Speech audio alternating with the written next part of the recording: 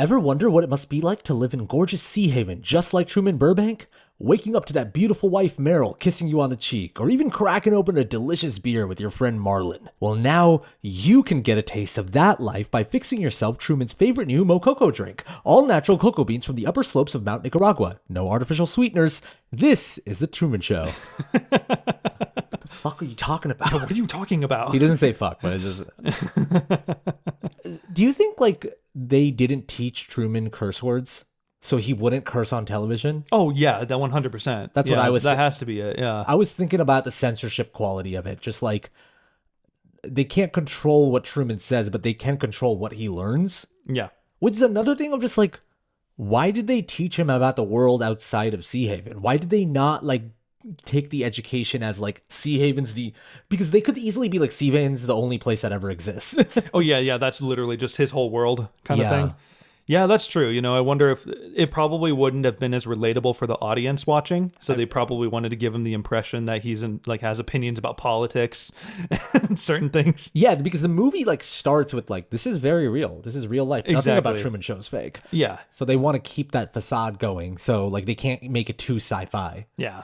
I'm going to introduce the podcast. Okay. Welcome to Movies That Changed Us. I'm Altaf. And I'm Chris. And today we're going to explore how Truman Show changed us and how it's my favorite movie. If you're listening to this on Spotify or wherever you listen to our podcast, know that if you want to watch it, you can watch it on our channel at Movies That Changed Us. Yeah, and we also have a Patreon if anyone wants to support the podcast. You can go to patreon.com/nicedudemovienight. I realize the last like 3 episodes I haven't been saying it out loud for anyone listening, but on there you can find weekly commentary tracks that we do as well, where we talk over movies that we like, and you can watch along with us. Yeah, and you know what? If you were a patron, and a $3 patron specifically, you could have seen this episode a day early and ad-free. Oh yeah. So there you go. So hop on board, you know. The choo-choo of Nice Dude. The nice choo. Nice choo-choo. No. Yeah, man, this is my favorite movie. Yeah, of all time, straight up. Because like I say that a lot throughout the episodes of like, this movie might be one of my favorites. Like you can probably find like 5 different episodes where I say it's one of my favorites. Yeah. I have a lot of favorites. I get excited, but this one you've remained consistent on as being your favorite movie of all time. Yeah, no, I think like whenever anyone asks me, this is like any given day my number one. Yeah. It's an interesting story of how I found this movie. So it was in college. And I remember very similarly to how I found Punch Drunk Love, if you listen to that episode. I looked up Jim Carrey on Netflix. I found this movie and I was like, what's this movie? Never even heard of it before. Again, it's very similar to how I found Punch Drunk Love. Yeah. So it's funny. Watched it and immediately was like, how the fuck have I never heard of this? It was just a cool movie. And it was one of those moments that you get when you watch a movie for the first time and then you can't stop thinking about it. And then you just have to watch it again. And funny enough, though, the difference with this movie, comparing it to my other favorites, I don't rewatch this movie like every year. I don't like come back to it often. I don't even watch YouTube clips of it that often. But it just like never left me. And I will talk about it, but I think a lot of it is because like, this movie just feels like I can relate to it from every single angle of life, my personal life, and just like our world. And I've never seen a movie that's such an open book of interpretation before. And it also, relates to my love for Jim Carrey, how much I love him as a movie star and how he's like a childhood favorite of mine, similar to like Adam Sandler. So yeah, I think like, that's why I've just been like, yeah, that's probably my number one, Yeah. Has it been your number one since college? Like when you saw it, did you know for a fact that was your favorite movie? Or was it something that kind of molded and developed over time as like, because like when I first watched it, I was in college as well. And I was pretty immature about it when I first saw it. I thought it was like, oh, that's a wild concept, and thought it was, it was like funny, in a offbeat way, it has a strange sense of humor. But it was like a surface level appreciation for it. But it gradually hit different for me when I saw it again as an adult and thought about it more. And it's very, very, the movie's much more profound than just its surface level concept. I think that's the thing that really stuck out to me, and maybe the reason it became my favorite is because, like a lot of people, I'm a fan of the high concept movies, and this is that. It's just such a great premise. It's one of the best like elevator pitches for a movie, and I think though what I love about it is how much it subverts the genre by the perspective it tells a story from, and also just like the music it uses. It doesn't feel like a Twilight Zone episode, even though it's drawing a lot from Twilight Zone aspects and a sci-fi like genre, you know? But I think that it became my favorite simply just because I couldn't stop thinking about it. And that doesn't happen with me often. I love movies, I watch movies, but because I watch a lot of movies, I like they don't really stick that often because I'm just immediately looking for the next one. And my favorites are always the ones that never leave me. Sure, sure. And this is just the perfect blend of everything I love. I love a high concept movie. I love a movie that's profound and is life affirming in a way. Yeah. I look what I want from movies is when I watch them, I learn something else about myself. And this movie gives me a lot of that. I mean, that's perfect podcasting material, right? Like that's the whole point of this. Yeah, I think that I think as I've gotten older, I've realized that's my favorite kind of movie is when I learn something else about myself by watching it. Yeah, and Truman Show is a movie where you can there's like you said before, it's so open to interpretation of what it means to you, but everyone can kind of get something out of it. You know, it could be as small as like a coming of age story. It could be as grand as like a religious parallel. You know what I mean? It could be super existential for you, or it can be very grounded. Yeah. And so I think that's what's cool is like how kind of, for such a strange concept, it's a very human story. I wrote down just like how many different angles you can really look at this movie from. I'm just going to list them off and we'll discuss some of them. Some of them maybe we won't have time to. But I wrote down our fascination with reality TV. There are no ethics in advertising as long as people appreciate the final product. Freedom of choice or lack thereof. And something that I was also very interested in, a meta-analysis on the angst of Jim Carrey, that the angst that he feels as a movie star and the pressure of always being funny and having to put on a show. Sure. And it's kind of wild that one movie can have so many things that can come out of it, you know? Yeah. I mean, that's just special. You don't get movies like that often. Yeah, and this movie came out during the time we touched on it when we did our Office Space, a podcast, but it kind of it's in that same genre. The Gen X. Yeah, like the Gen X angst is kind of what I've deduced it to when I looked it up online, is what people call it. And yeah, there's a lot of that energy of people having seemingly idealistic lives and still not being happy because they're kind of conforming to, an idea of what society wants you to be versus what you actually want to do and achieve.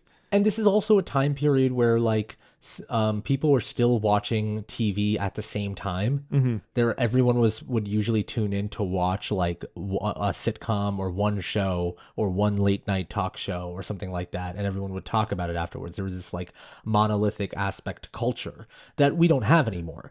But it was also a way of people and everyone in their households had a TV, and that's how they escaped.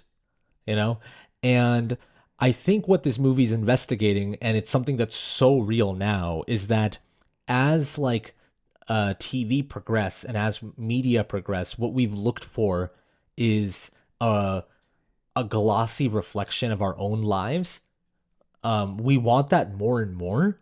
Like and nowadays it's like the most popular stuff that everyone's consuming at the same time is something that is a reflection of our own lives, whether that be reality TV, whether that be people of our generation consuming YouTube way more than they consume a sitcom. When people watch daily vlogs, back in the day, there's always this like vicarious thing that people have a fascination with, even like mukbang videos. Yeah. You know what I mean? Think of like mukbang videos. If you describe that to someone who's never heard of it, it just sounds fucking stupid. They're interesting to watch, but it's just literally, it's like people film themselves eat and like hang out and talk. And I mean, podcasting is a huge aspect of that too. We're just chatting and that's a show. And I was thinking about how when like daily vlogging was big on YouTube, the whole thing was just like, man, it's like I'm watching, this is, like Jesse from BF versus GF or Casey Neistat. It was always like it's like I'm watching them. That's like I'm a part of their lives. Like I'm hanging every out day. with them. Yeah. But even that, they're putting on a show. They're doing an edit. Casey Neistat especially is showing a version of New York and his life in New York in a very glossy way that's exciting, and it's telling a story. But they're pitching it to you as, this is my life. Mm-hmm. And Truman Show, from the beginning of the movie, it's always like, this is very real. Yeah. And all the actors are doing this fake documentary where like everything about Truman Show is real. It's real life, but when we are introduced to the show, it's always like, Truman comes out, just in case I don't see you, good afternoon, good evening, good night. It's a catchphrase he has. It's a show like any other, but it's this way of like presenting it as real life. Well, that's the thing too. This is like, I remember my girlfriend and I watched it and disagreed on this, but like I got something out of it where I feel like Ed Harris was kind of wrong, right? In the opening, he said there's nothing fake about Truman himself. You know what I mean? Because the personalities or the personality traits they're traits that they gave him, basically. You know what I mean? His fear of water and his fear of dogs to keep him complacent. Like he's a shell of a person, and that's due to the influence of what they did. They created his environment to shape him into who they want him to be for television. He's not real. You know what I mean? He is a product. You know what I'm saying? Yeah, it's like that in the final scene where he's like, was any of it real? It's like, you were. That's what made you so good to watch. Yeah. And but that version of real is the real they created. Exactly. Like the real Truman wanted to travel. The real Truman would have been in love with someone else, not the woman he ended up with, you know? The very cynical part of the movie that I was like focusing in on is every time Truman tried to be spontaneous or do something that was against the guidelines of the show or what the producer wanted, they would freak out and immediately try to course correct it, but then quickly made it into part of the story. Yeah, yeah. So like when he has that like, flame with, I'm getting the character's name. Her character's name is Lauren Garland, played by Natasha McElhone. Yeah. Her real name was Sylvia, I think, right? Sylvia, yeah. And she was the one who's like, Truman, everything's fake. You got to leave. And then like this guy comes in, drives in. It's like schizophrenia. We've tried to treat it. We're going to Fiji. That is now a flashbacks that's part of a collection of Truman Show greatest hits. Yeah. But that was a mistake. And they've turned it into their narrative. Yeah. They adapt to it accordingly. So like Truman can't mess with anything because it's going to become a part of the show. Well, yeah. And they plant several hints throughout too. You know what I mean? How Marlon's like, hey, remember when I got pneumonia? He's like, yeah, you were out for like a month. It's like clearly that he just took a month off the show to go take a break, and they just wrote him out of it. You were hauling chickens for Kaiser for a month. Well, how far did you get? Like, I know, and that's what's funny is like how he says, yeah, you have a desk job. I'm always traveling. And he like is a vending machine guy. Like, why is he always traveling? So he doesn't have to be on the show. Exactly. Marlon probably has the best job. Like the actor who plays Marlon, he gets to be like, I get to be a guy that drinks beer with Truman. Yeah. And I work at the vending machine job, but Truman never interacts with me, so I'm traveling all the time. So he's basically like every now and then comes in as everyone's favorite character. Yeah. Yeah. Well, that I think just overall too, like, this movie has so many details that you can miss easily, especially on a first watch. It's really fun to watch. Like I was talking to you about this off mic. It's really fun to watch like the extras in this movie to see what they're doing and like how often they're repeating the same movements. And the extras are great. I mean, that's probably my favorite shot in the movie. Probably one of my favorite shots is when the radio frequency like fucks up and everyone on the street collectively stops to like touch their earpieces because of the feedback. So eerie. And then they all kind of get right back to it. But there's like, that was like the first like hard reveal of what was really going on. Yes. And that like that part of the movie, because we start the movie with that fake documentary, but then that part of the movie where he's in the car driving and we get to see a day in Truman's life. Right? Mm-hmm. That's all from Truman's perspective. Yeah. Well, and yeah, the movie makes a point to show you a lot of Truman's perspective, so you feel that like kind of claustrophobia with him.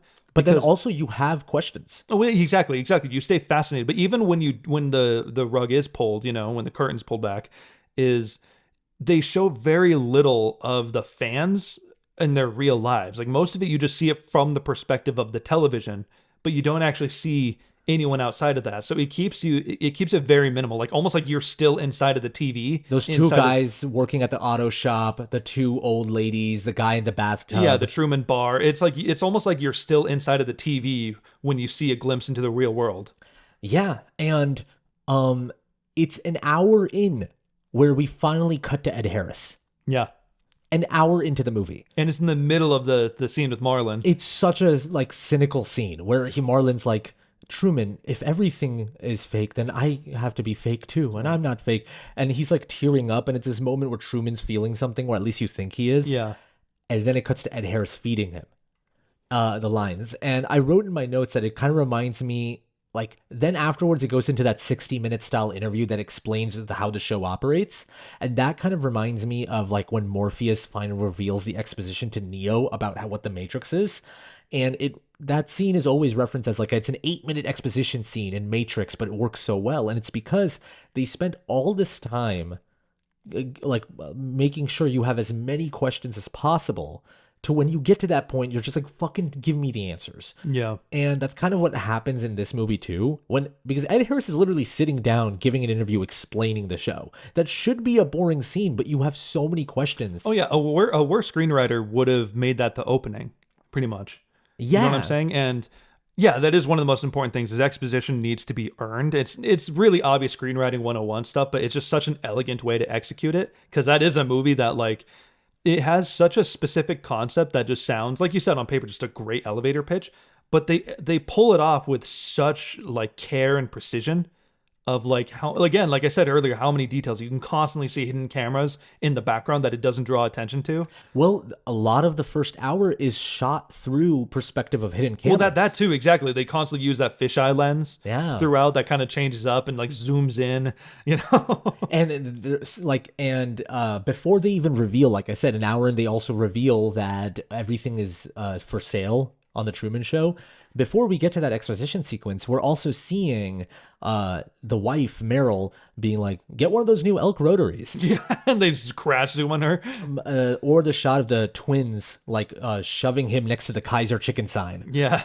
I thought a lot about advertising with this movie. Oh yeah, I mean that's a huge part of it, especially how well it aged now compared to like where it was before.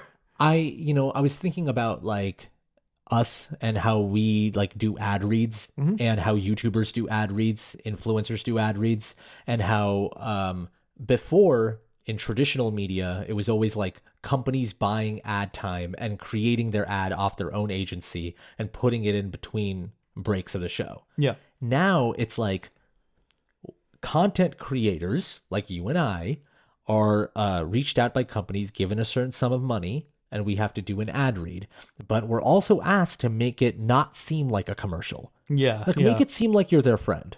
You know? Yeah. Make it seem like, and you and I are guilty of this, but we have to do it because we're running a business. Write a good transition. Yeah. Right?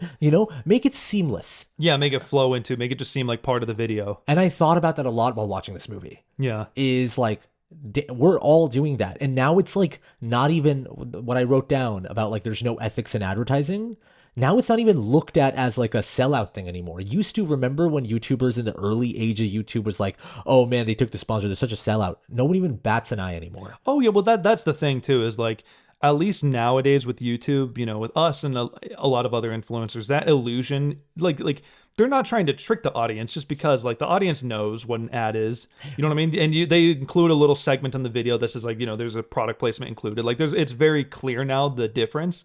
And I think what makes Truman Show more fucked up is that the main character has nothing to do with it. You know what I mean? He doesn't know anything, but he's like walking product placement for them to own and make money off of, But there is like something about it that I connected to in a way of just feeling like you and I, we make sure that if we're doing an ad read for a company, we want to do our research and we're not providing something that's like going to harm our audience. Yeah.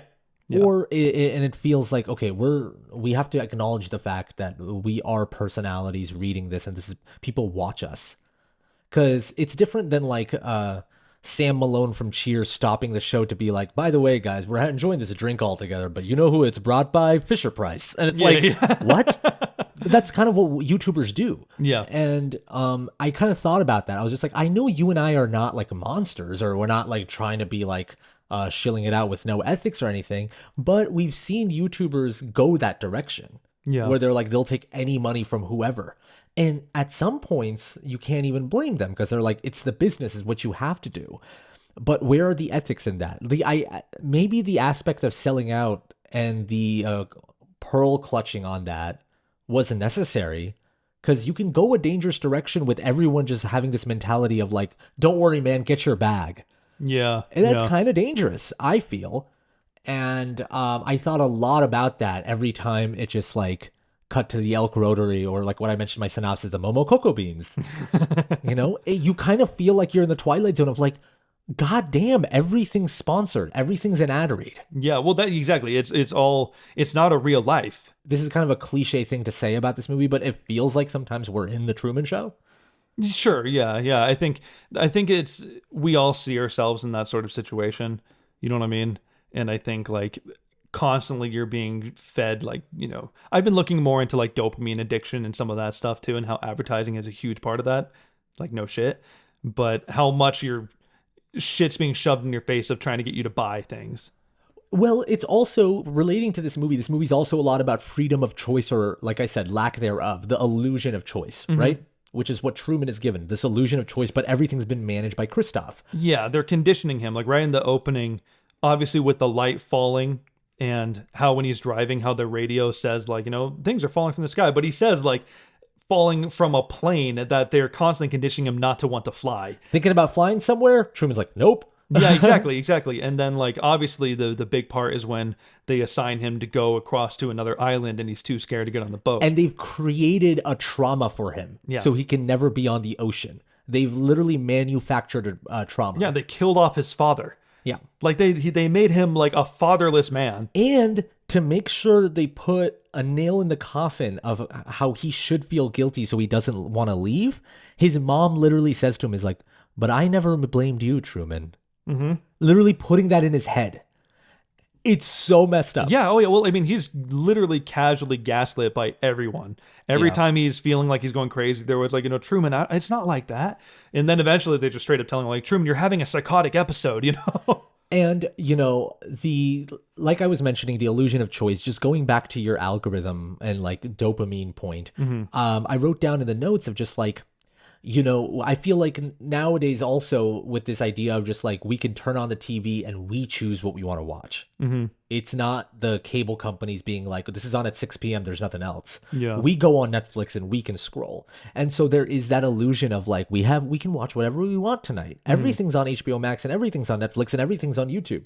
But at the same time, I remember Martin Scorsese brought this up when he was giving his like whole response to everyone freaking out about the idea that Marvel isn't cinema or whatever. Yeah. He said that like everything's pinpointed towards what you want, so you never discover anything new, and you don't want to because it's harder. Because when I go on Netflix, if I watched Squid Game, I'm going to be recommended 5 other shows that are about these group of people being forced to play games in a Hunger Games style environment. Like dystopian stories, yeah. Or post-apocalyptic dramas if I watch Last of Us or something like that. And I'm like, okay, let me check out this one. Or it'll remind me of a show that I really loved, and I'll check out this one. It's all like them trying to be like, everything's available. Get this bundle and you can watch whatever. But there is no choice because they have created an algorithm that force feeds you whatever you want to watch. Shorts are exactly like that. And it's funny because you and I also have to weirdly use the algorithm based on what we're, based on our jobs, the very nature of it. Yeah. And we got to, like, it's important to find like kind of a healthy way to go about it, because there are plenty of, YouTubers and whatever influencers that openly just say like, no, I'm just gaming the algorithm. You should just do this. There's so many people that do not give a shit about the actual content they make and only talk about just benefiting the algorithm. I think I talked to you a lot about how like it frustrates me when people don't acknowledge the fact that they're content farming and they're not like creating anything that has soul in it. Yeah. And like, if you want to do that and make your money, at least say that's the way you're doing. Don't now prescribe it to other people. Yeah. As like, this is what we should be doing, because that's extremely unhealthy. And you can go down a rabbit hole. Totally. We don't have to talk about that all the time. But I wanted to bring that up because that's like this time around, this phase of my life being an online creator, I was thinking a lot about that while watching this movie. Do you have any like, because, like they said, people watch Truman Show because it's kind of relaxing to them. People say, oh, yeah, they leave them on overnight for comfort, Yeah. Like, do you have anything like that that's seemingly meaningless, but you just kind of can't help but watch or are kind of fascinated with? I'm so glad you brought this up. This is like, I wanted to bring this up as my next point, and you teed me up perfectly. I watch Love Island a lot. You know what's funny is like when I was preparing this question, I was like, I bet it's gonna be Love Island. I watch UK Love Island a lot. I've seen, basically I started watching it during lockdown, which seemed like the perfect place to get into it. And I started from season 1 back in the day. I wanted to like binge it. And now I'm like, I've seen all 11 seasons. I'm like up to date. I don't think I ever knew you watched all 11. I thought you caught up or like skipped to the current one at one point. No. You got these crazy eyes going for Because listeners. I feel insane saying that. Like I didn't even be like, okay, let me start with the most recent season. I was like, no, I will now watch all of it. Yeah. I was like rotten. My brain is rotten with it now. I was thinking about Love Island a lot because Love Island is the reason I like that show versus like I don't watch Bachelor or Bachelor's Paradise. I don't watch Love Is Blind, Too Hot to I don't watch Real Housewives. Yeah, no. I don't watch. I literally only watch Love Island. That's my only reality show that I watch. And the reason is because it's the simplicity of it. It's a group of guys and a group of girls. They're in a villa, and it's like literally like fuck or get out. It's so there's no gimmick there. There's like one big gimmick called Casa Amor for those people who watch Love Island know what I'm talking about. But aside from that, it's super simple. Either couple up, get together. If you get along, great. You can move, and people vote for you. You can move along. And if you don't get along, you'll break up, and there'll be this big fight. And that's it. It's so simple. I'm addicted to it because of its simplicity. Also, the aspect of it being from like I like the UK one because it's like it feels exotic, the slang and everything for me. But it's because it feels like part of it. I look at it as like I'm a guy that's very single. I'm not in a relationship. I don't know. That is pretty single. Yeah, it's the most. It's arguably the most single you could be. I'm not even like a little single. I'm very single. Violently single. And there's an aspect of that of like vicariously live through these couples and I'm aware it's not real life. I know that. But there is this dangerous feeling I get when I watch Love Island where I get mad at people on screen. I get like super invested in these couples and their drama. And I want them to stay together. And then afterwards I'm looking them up and I get super upset when they're not still together after the show. And thinking about that and watching the Truman Show and being like, that's why people watch the Truman Show, because they feel like that's real life. And even though in the back of their head, they know it's all manufactured, they don't want to believe that. Yeah. And so that's my aspect of that. Yeah. I mean, that's always interesting in general too. I mean, like that's what makes like YouTube vlogs so kind of weird and kind of fucked up to me. I was super into daily vlogs back in the day too. Exactly. I have to say. Yeah, and because like you said, they're presented as their real personalities, but we all know it's performative. But like you and I have worked for influencers, I've met influencers, and there are several influencers who have completely different personalities off camera than they do on camera. Yeah, and that's okay. I'm not gonna judge, say like, oh, they're not being whatever, but it is something that is like it's a tricky balance because when you're uploading online and you're presenting yourself a certain way, people who are not in the business are just going to believe that that's real. Yeah. Well, especially young people, because they probably have even less of an idea of that line of, yeah, I'm daily vlogging and this is my life, but how much of it is my life? I mean, that became like the whole kind of focus on Nerd City's video on Jake Paul that he did like a long time ago. Probably like 5-6 years ago or something, maybe even longer. Back when Jake Paul was like in his Team 10 prime era, that like he did a whole video assessing that, like analyzing how much he plugs his merch in his videos, like children watch, and showing how if this was on television, it would be illegal because children have very serious regulated laws regarding advertisement because children are too young to know the difference between like when, like SpongeBob himself on a cartoon cannot say, like, hey, make sure to buy SpongeBob merch. Like, that's not a thing. It's the same comparison I made of Sam Malone stopping a scene in Cheers. Exactly. but the difference is with Cheers, at least Cheers is generally for adults and who know the difference. You know what I mean? It's even more dangerous for kids. Because, yeah, exactly. So when Jake Paul's constantly, buy that merch, like all that stuff, it's like, it's looked at like, oh, it's literally like brainwashing kids, basically. I mean, you watch like if you look at an episode of Impulsive, it's like riddled with Prime bottles. Mm-hmm. Oh yeah, everywhere. Yeah. And again, it's like what I said. There's no shame in it anymore. Yeah, there's literally no shame in it. And I gotta stress, at least with even Impulsive, at least that's an adult show, so we can Jake discern Paul the had difference. A primary like 14-year-old audience. That's what a lot of the big problematic things were. moving away from like the Verhoeven dark I cynicism. know we can go on and on about that. When you watch this movie, are you thinking about the mechanics of this world? Because I think when I was watching it this time around too, because we were doing it for the podcast, I was thinking about it in a more, half smart brain analytical way. And I realized that if I think about how this world works a little too much, it's just kind of this movie falls apart.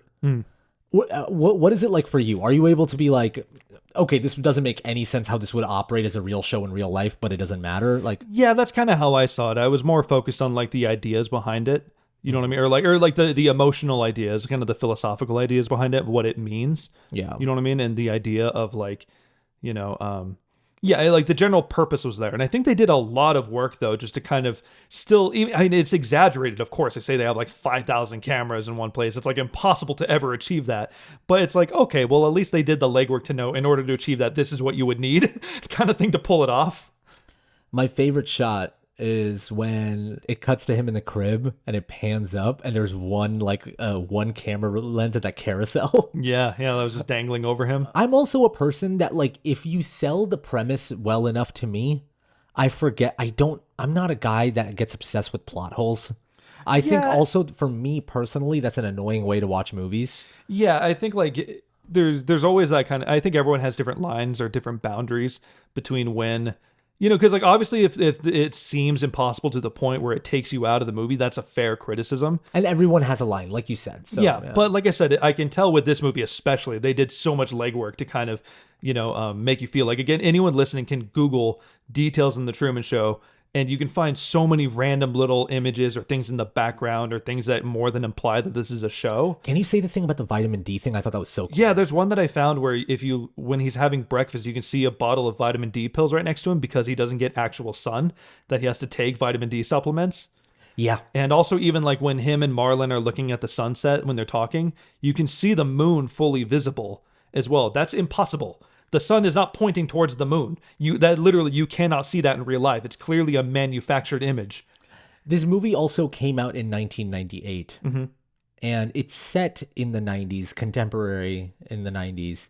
But the aesthetic of the show feels like it's something from an old school sitcom, like the 60s. Like the outfits that Truman wears feels like really old school. Very nuclear era. Yeah, exactly. And it's just like, well, even his wife has this kind of prim and proper blonde hair, always has makeup on, even like when it's like late at night and she made dinner and she's just coming down in her jammies, she has full face of makeup. Something that probably unfortunately wasn't a conscious decision, I bet, on the filmmaker's part, but kind of ages well, surprisingly. And this is going to be weird, that there's only like 3 black people in this movie. Oh, yeah. And it's like the family across that just says, "Hi, Truman." Yeah, the bus driver. And the bus driver. Like there's very minimal, like just in general, any other ethnicity like besides white. Yeah. And I gotta stress, unfortunately, it probably wasn't a conscious decision on their part, because there's a lot of like 90s movies that are just like that. Yeah. But it works really well because it feels like this cynical point of view of just like, this is what America wants America to look like. Yeah. This is what this person's ideal life would be. Not what America wants America to look like, but this is what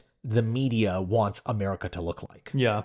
This is the perfect vision. I definitely noticed that too, and everyone's personalities are very old school, like, hello, good morning, Truman, Well, you know what? The most hilarious part of the movie is their idea of what friendship is.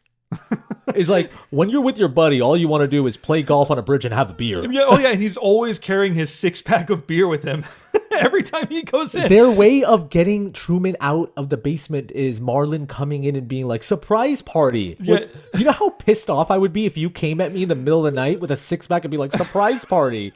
Well, I think that, yeah, exactly. And it reminds me of like The Room. How even though this movie came after Truman Show, exactly, but the way like they're always carrying the football or like, let's toss the ball around. We talked about this with the Tommy Wiseau Room movie. Yeah. Obviously, like, yeah, you already know about it. But I think I was talking to you about how like it's fascinating watching that movie, not just as like a fun, great, bad movie, but also as a movie of like, is this how he sees the world? Oh yeah, it's a fascinating peek into someone's mind. Like Tommy Wiseau is obviously someone that is very like paranoid in real life with the amount of money he has, and the disaster artist. The book also, from what you said, talks a lot about how like he doesn't trust people. Yeah. And in the movie The Room, he's the best guy and everyone around him betrays him. Yeah. His idea of friendship, a guy who probably hasn't had many real friends, is on the roof with a football talking about women. Like, his whole idea is based off of what he's seen in movies. Exactly.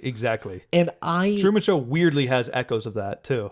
I mean, yeah, I feel like many people probably didn't expect this comparison, but it's true. I completely agree with you. Yeah. That reminds me, I was thinking about this movie with like how much art is reflected by real life, or how much real life is reflected by art. Yeah.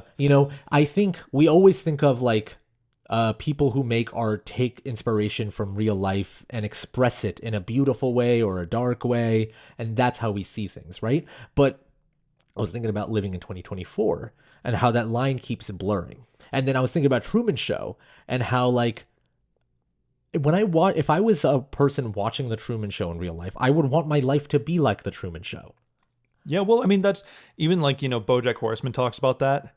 I won't spoil BoJack Horseman. BoJack Horseman is very much about him trying to relive horsing around. Exactly. So, for listeners and viewers who haven't seen BoJack Horseman, I always will die on this hill forever, and for as long as this podcast exists. Go watch BoJack Horseman, please. But is that the hill you'll die on? Yeah, that's not like a hill. No, it's more like I won't shut up about it. You know what I mean? Like I just won't. But is that your like favorite show? Probably, yeah.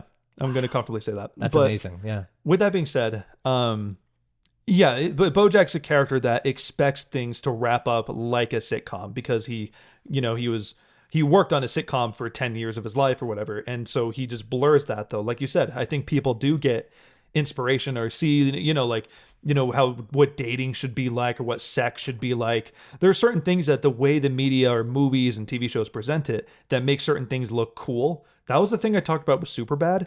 I remember when he did that movie, how that was a problem I had with a lot of teen comedies. Is that there are impressionable kids who get bad, impressions, I remember when the Fine Brothers, they made their like movie that became... yeah, I know what you're talking about. Became like the joke of the internet because it was like a coming of age high school movie that was really awful. You and I both like watched parts of it separately. Yeah. But it was really bad. And it got made fun of a lot. But it was very clear that these guys didn't finish school. They've talked about that. Yeah, well, they were homeschooled. They were homeschooled. That's what it was. Sorry. They were homeschooled, so they don't have a genuine experience of high school. But they've seen a lot of like high school movies. And when in their behind the scenes video, they just talked about like, this is very much this. And they just referenced 6 different high school movies that have nothing to do with each other. Yeah. That have no common through line too. And it's like something I think about often too, of just like these guys that they don't even have a high school experience, but they wanted to make a movie based on other movies they've seen. Yeah. And that's what Superbad, those movies that came after Superbad are like. Seth Rogen and Evan Goldberg based a lot of Superbad off real stories that happened to them. Yeah, that's why that movie's good. Exactly. That's why it's so funny, because the scenarios they get into are so specific. And it's always the common cliche that is very true is the more specific you get, the more relatable you can get. Mm-hmm. The more specific, the more universal. I think that's the phrase. Yeah. And it's just interesting. Like watching the Truman Show reminded me a lot of that. It's just like what you want real life to look like. Well, yeah, and I think there's always something fascinating too between like Truman's allure to leaving his world to go embrace, the real world, because it's one of those things where he learns his life is essentially meaningless because none of his relationships were real. The only inkling he really got of a real relationship was Sylvia, essentially, because that was someone who actually liked him for him. That wasn't part of the narrative that they crafted for him. And that's why she was such a threat. That's why they had to get rid of her. Even though Sylvia, I will say, the criticism I have of this movie, she's kind of a nothing character. Well, for sure, but she was an idea. The whole movie is just, it's ideas. You know what I'm saying? Yeah. She represented an idea of someone that he was into, and maybe they wouldn't have worked out. It's a reflection, like it's more of a symbol of spontaneity and freedom. Exactly. That's what she is. Yeah, exactly. Something unpredictable that he just happened to see her and think she was pretty, and she clearly saw something in him too. I love the moment where he's like, is that how I look? I'm not your type. And she just looks at him very simply. She's like, no. Yeah. He's like, no, you're, I think, America's type. Like, but yeah, I think like, you know, it was an inkling of control he had in his life, because that's something that happened organically and unexpectedly, you know? yeah, because And the Meryl thing was all manufactured. She just fell on him. Yeah, exactly. It played out like, you know, It's a Wonderful Life or something like that. Like, you know, it's like, I feel like that whole college segment reminded me a lot of It's a Wonderful Life. I guess overall, there's just something fascinating about, like, you know, when you have a seemingly good life that he still wasn't happy in it. You know what I'm saying? And there's something, I mean, we can get more into it later, but yeah, when he walks into the darkness at the very end, it's just cool to see that he's embracing kind of the chaos of life. Well, okay, I want to save what I have to say about the ending till Sure. the end of the We'll get end of there. the Yeah. podcast.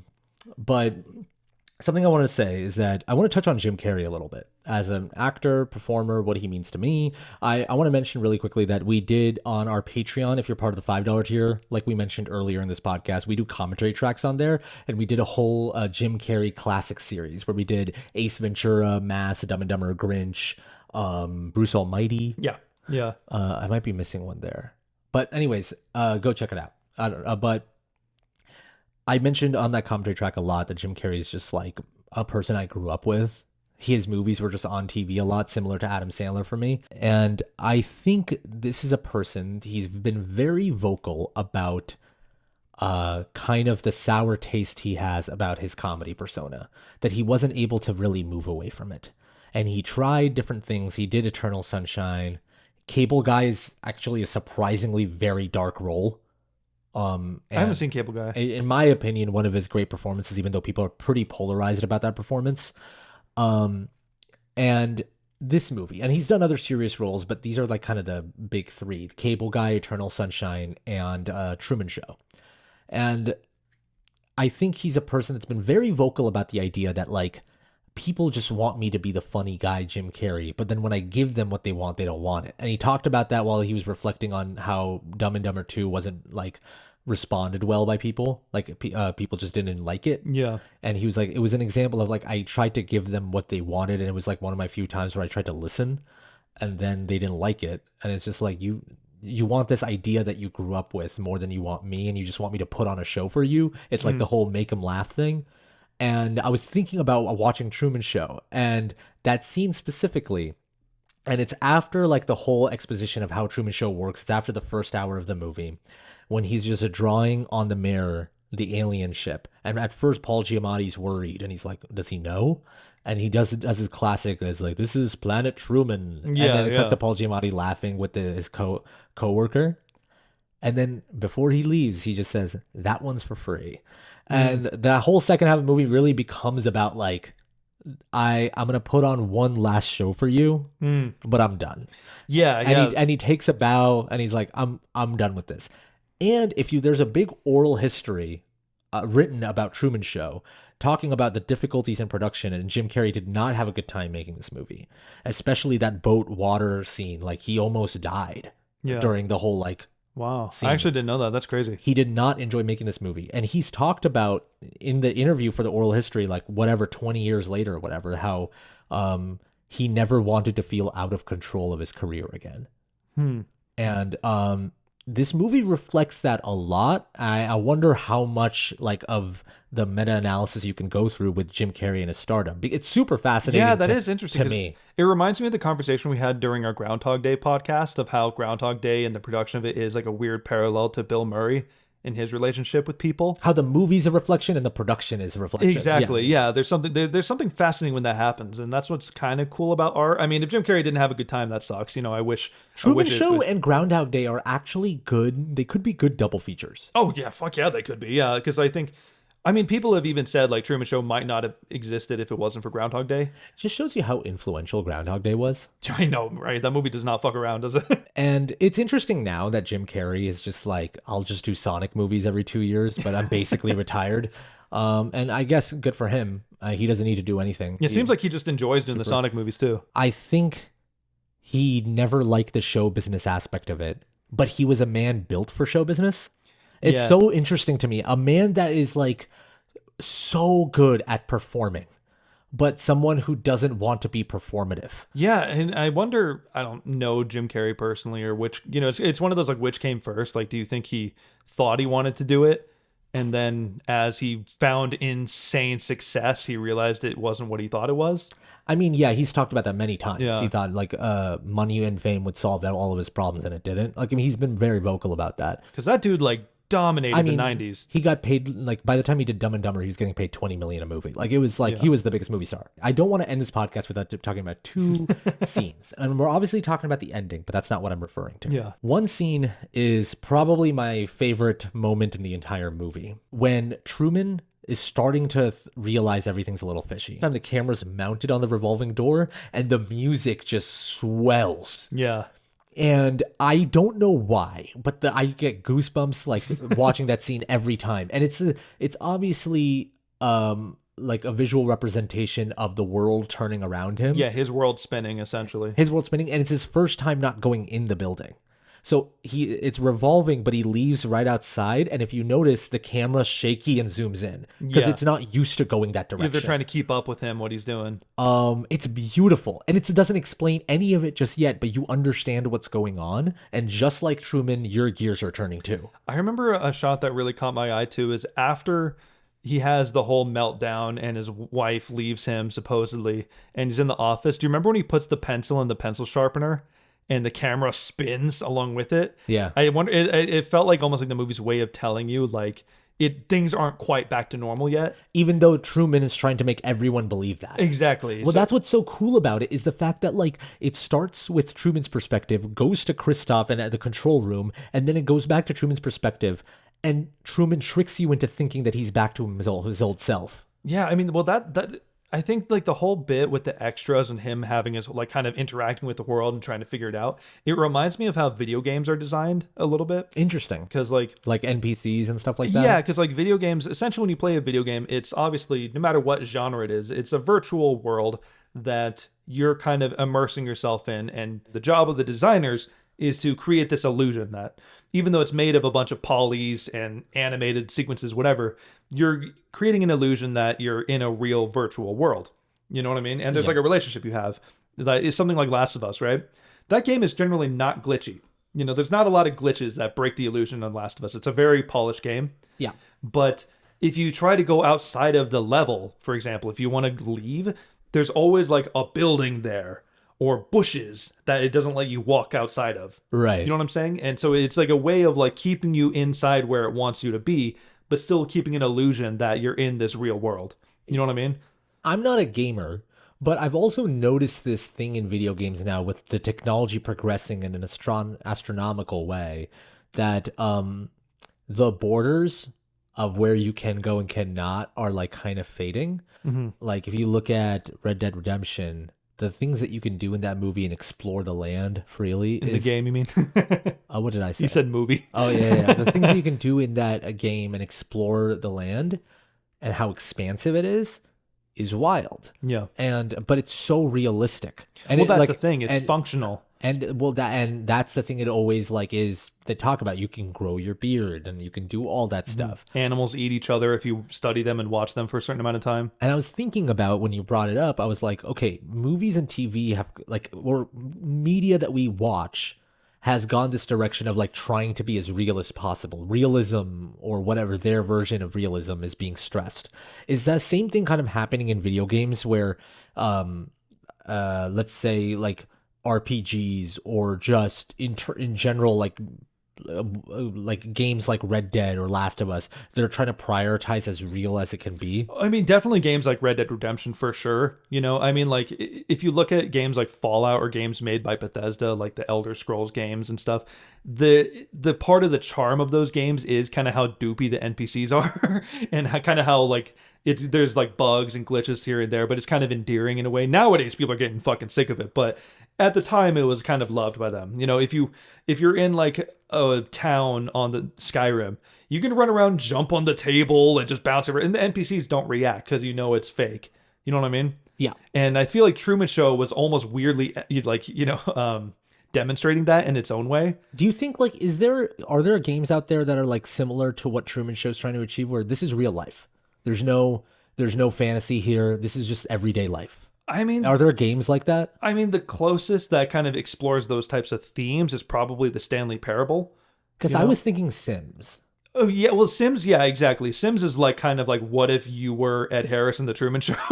Okay. It's kind of what it is. The Stanley Parable is more like from the first person perspective. Yeah, I mean, Can you explain I the was gonna Stanley say, Parable? for those who haven't played or heard of Stanley Parable, it's very minimalistic of a game. Like you don't actually do a lot of things. It's mostly you walking around and choosing what rooms you want to go in. But it opens with your character in an office, like working a desk job. And a narrator is telling you like, Stanley decided to get up and walk over here and go into the, it's like basically a voice telling you where to go when you're just kind of following it. But if you choose to deviate from what the voice is telling you to do, the story branches and does different things. So you can replay it again and again and do all these different paths and choose to fuck around and explore. If you stand still without walking, the narrator starts getting tired of you standing still. Being like, Stanley was still there, trying to figure out how to make it interesting while you're standing still. So it's kind of its own, like, what if Truman decided to fuck around? Almost like, the second half of Truman Show. Yeah. And so when I first played it, I immediately got to like the true ending, because the true ending is literally disobeying everything the voice says. Yeah, and you did it immediately. Because I was like, I'm not going to do what he said. Yeah. I was just kind of messing around with it. And my girlfriend who was showing it to me got like borderline upset at me for doing it. Because I've played that game before too, funny enough, as a person who doesn't play video games often. I had done it. And it took me a second to do all the wrong decisions to get to the true ending. Yours was the first playthrough. Yeah. It was funny, But there's a gajillion different options you can do in that game. That's what's cool. A lot of it is about like in video games, the relationship between you and like the way the game's designed. Yeah, and it's just video game design in general is interesting because it's a way like, as we talk a lot about how like Naughty Dog has become more and more cinematic. Naughty Dog is the company that's produced Uncharted, Last of Us, those games that feel super cinematic. But at the same time, they have to think about their storytelling techniques in a much different way. As much as like people like Neil Druckmann want to be like, I'm making a movie, he's still making a game, so he has to think about like the person playing it. Mm-hmm. It's an interesting thing, that kind of control over the world that you need to have. Yeah. Speaking of like manufacturing and having control, I want to talk about the second scene that is mind-blowing to me. When Marlon reveals himself, and like I said, it reveals Ed Harris feeding the lines, you're like see Kristoff for the first time.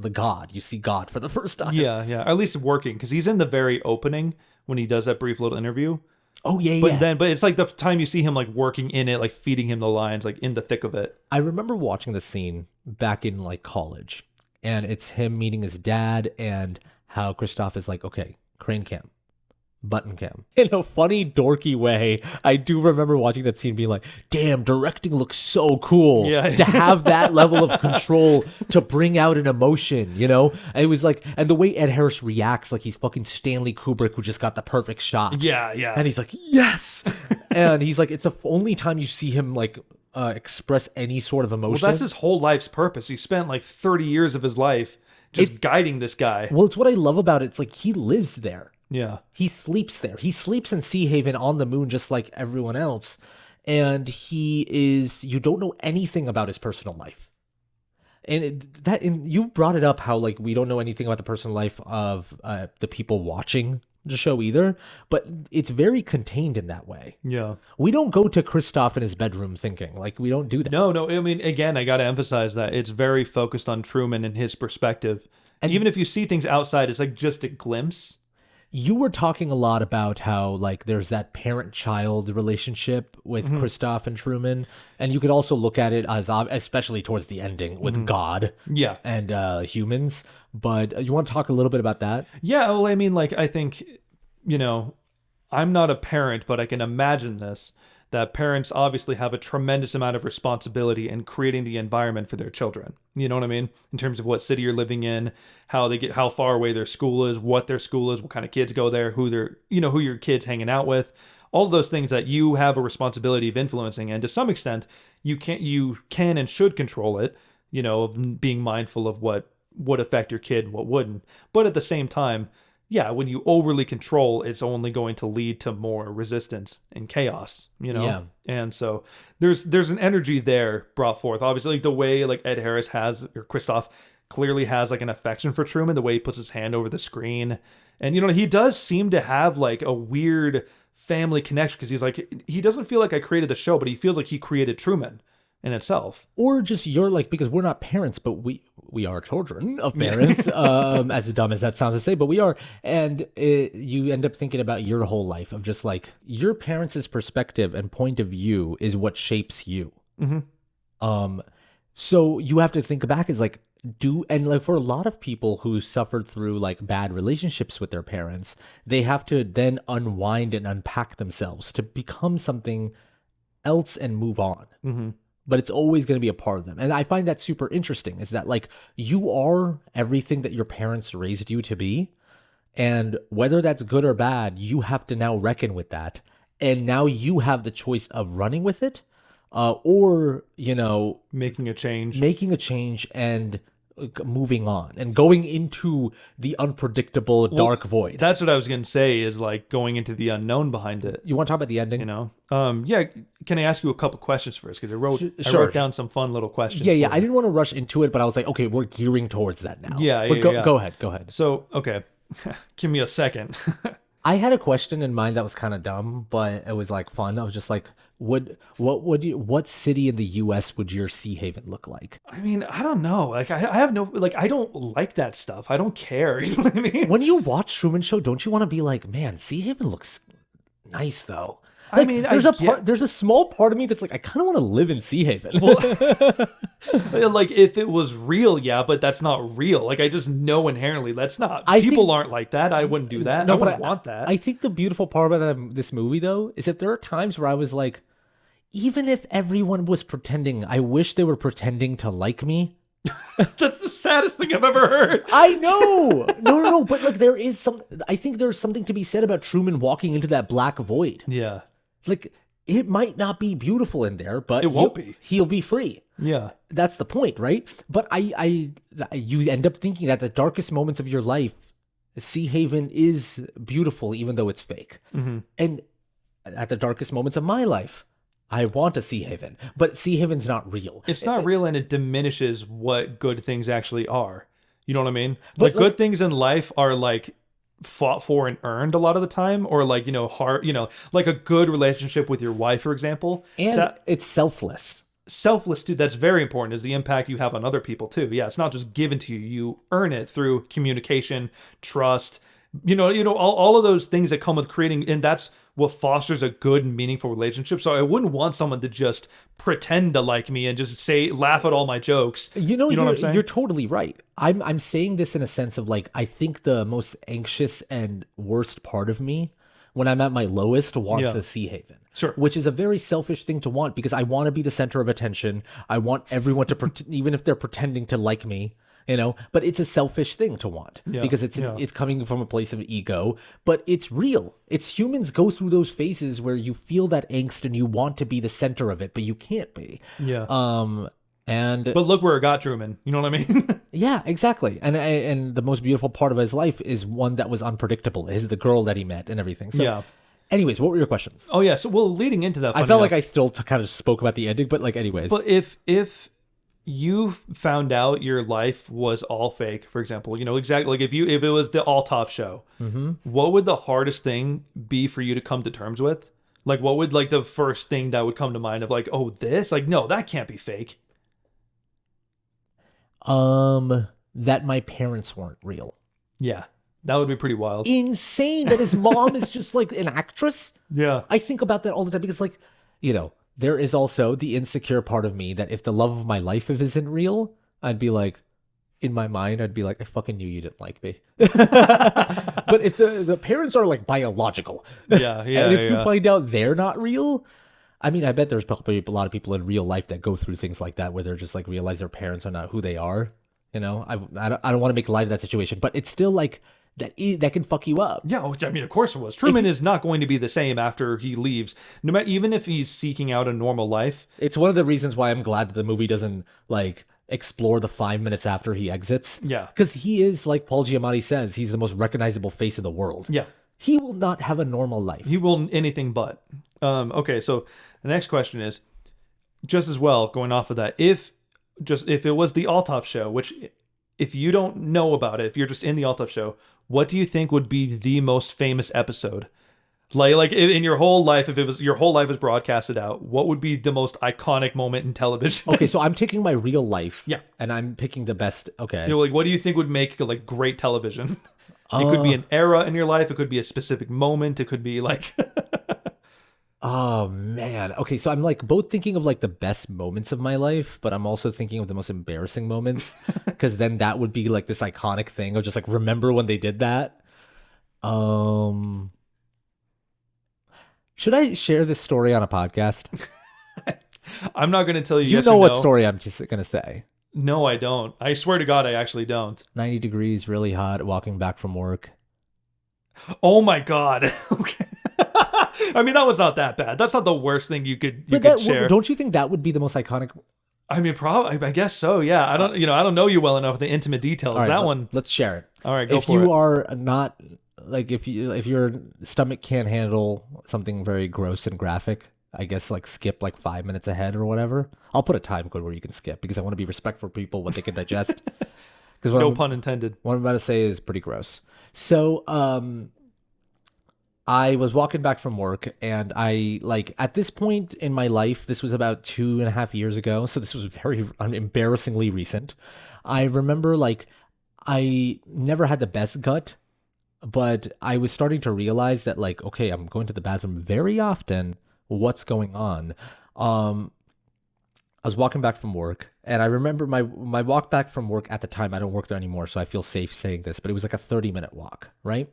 And I had exited and I was 5 minutes away from where I walked from going home. So it was just far enough to be like, I don't know if I want to walk back because I started to feel like I had to go to the bathroom.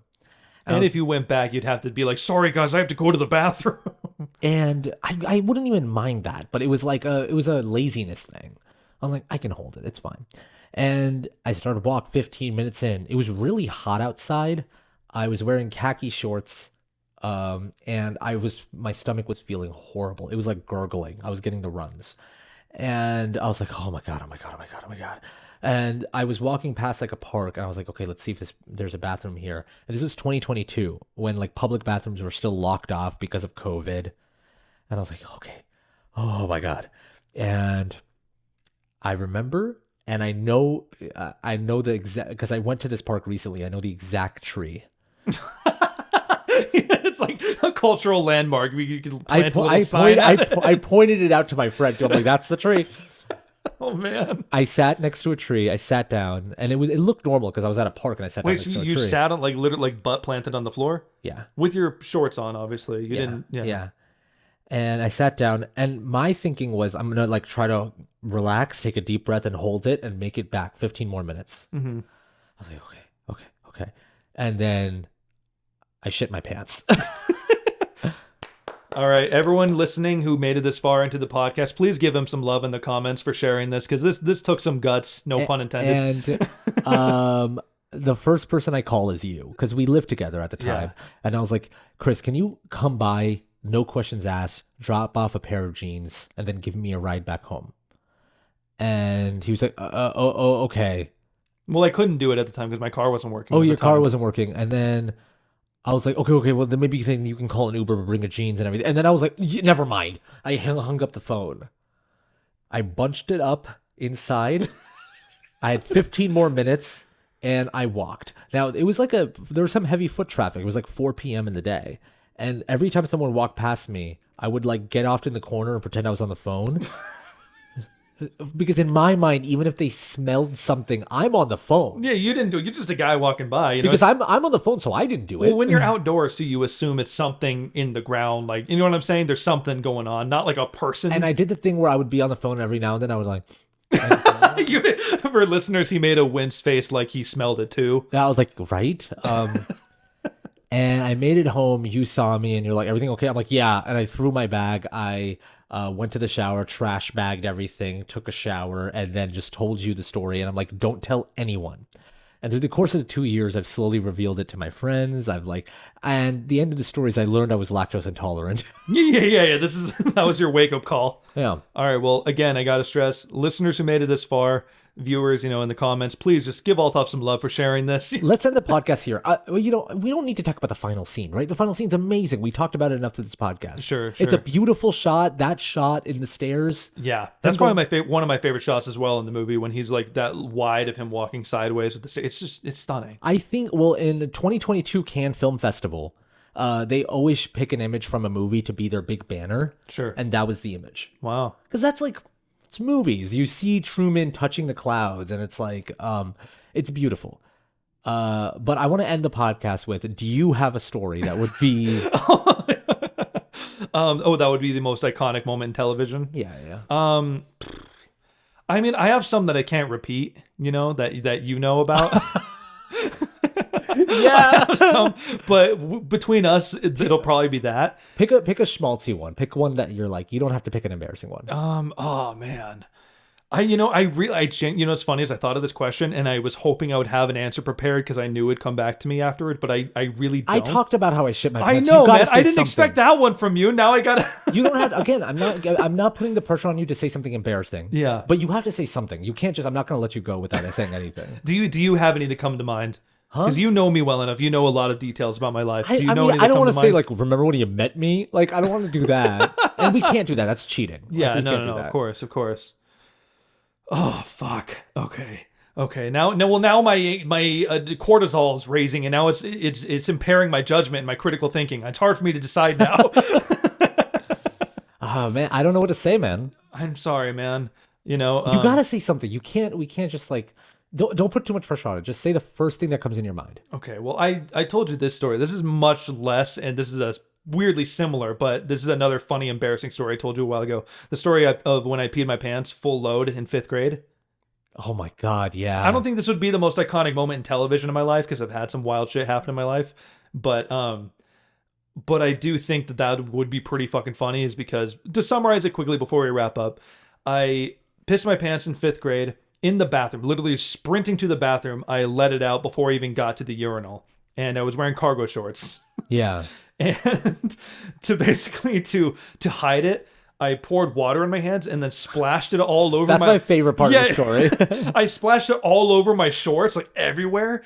And then 5th grade brained me, because when people ask, why the fuck are your pants all wet? I told them that because I had to pee so bad, my thighs got hot, so I splashed water on myself to cool it off. Oh my God. And they believed it. They're like, and they're like, well, it looks like you peed your pants. And I was like, I know, right? I shouldn't have done it. Like, I was totally playing it off. Oh my God. But again, I got to stress, this story's not nearly as good as Altaf's or as revealing. yeah, it's okay. But I think like it is funny that for both you and I, our iconic episodes of television is when we piss or shit ourselves. This whole deep, profound discussion we had. Yeah. And then we just yada the last shot. We're like, yeah, it's fucking great. I don't know how to tell you. But I wouldn't want it any other way. Great question. Like, fantastic question. That was amazing. Anything else you need to say before we wrap things up? No. I mean, did you want to say what, how Truman Show changed you, or do you think we kind of covered that? Let's do that.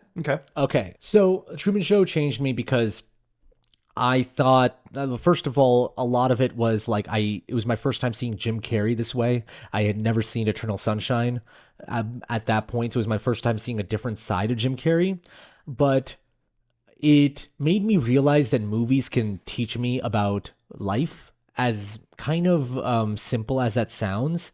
I always loved movies. I always connected to movies. I always saw movies as like, oh, that character's me. But I never thought movies could teach me something about how I look at life. And after Truman Show, I always kind of look at art as a way of learning about myself. Like I said earlier in the podcast, like my favorite movies are movies that I learn a little bit more about myself by watching them. Okay. Whether it be a horror movie, sci-fi, or a movie like this one, I think for me, it's kind of it reminded me of the concept that no one knows what's best for you except you. Yeah.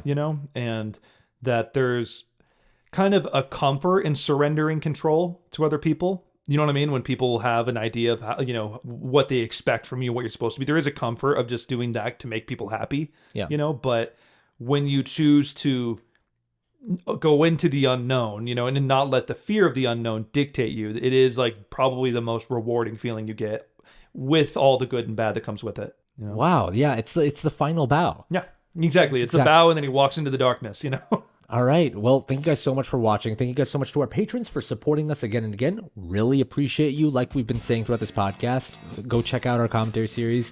If you like Jim Carrey, go check out our Jim Carrey commentary series. Last but not least, stay nice, dudes.